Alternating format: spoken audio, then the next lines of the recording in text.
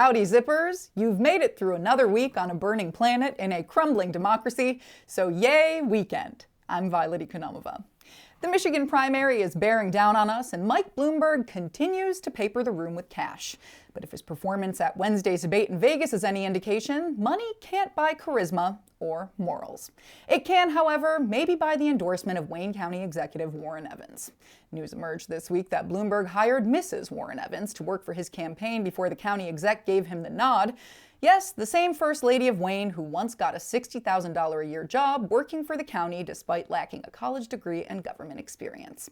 No punchline here. Stop and Frisk Bloomberg is literally in the process of buying the nomination, and Detroiters are going to help.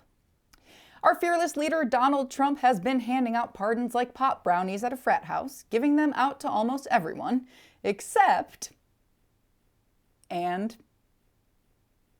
Kwame's been looking for a pardon, but it appears that won't happen if it's up to Trump-appointed U.S. Attorney Matthew Schneider. Schneider tells the Free Press Mr. Kilpatrick has shown absolutely no remorse for his crimes, so sorry, Kwame, you'll have to keep sucking up to the orange in the White House. And honestly, I might quit this show if I have to make one more joke about Trump's skin tone. Or hair. Or any of the above. We've heard of drugs being seized at the Canadian border, but this week, the Border Patrol in Port Huron announced they'd confiscated a human brain. The zombie invasion starts momentarily. Just kidding. The return address listed, this was in a Canadian mail truck, was the U.S. Senate. Reports have it that the brain had atrophied. What do you do after you've bought one of those most beautiful Glory of Detroit Days skyscrapers in the central city? If you're the owner of the Penobscot building, you let it go to shit. The city's been issuing blight tickets, the same thing they lay down on rundown bungalows in the neighborhoods. The owners, who are Canadian, bought the building for a song 8 years ago, outbidding the Gilbert organization, which is a shame because Team Gilbert would have at least installed rocket fiber and maybe put some nice new lounge chairs in the lobby. Some marriages end up in hell. Not many start there. Yes, in Hell, Michigan, wherever the hell that is, 29 couples will marry on February 29th at 2:29. Of course, these couples will have to find new ways to curse at each other. Go to hell just won't cut it. Much like your father. Do not compare me to my father. I didn't compare you to him. I said you were acting like him. You're exactly like your mother. Everything you're complaining about her, you're doing. You're suffocating Henry. First of all, I love my mother. She was a wonderful mother. Just repeating what you told me. Secondly, how dare you compare my mothering to my mother?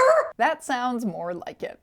And in sports, basketball coach John Beilein, who had a great career at U of M, has already flamed out in the NBA.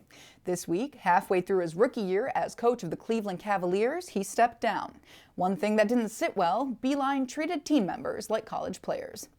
It's February, and that means spring training in Lakeland, Florida for the Detroit Tigers. The good news, former slugger Miguel Cabrera showed up about 25 pounds lighter than last year, and hopefully that helps because last year I could run to the kitchen and make a PB&J while he finished running to first base. The Pistons may still be losing, but at least they're saving money. They traded away Andre Drummond to the Cleveland Cavaliers. He was earning about $28 million this year.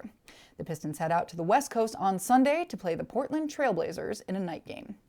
The Red Wings host the Calgary Flames on Sunday at LCA, and just in case you're wondering, yes, they are still solidly in last place at the Atlantic Division and are the very last team in the NHL.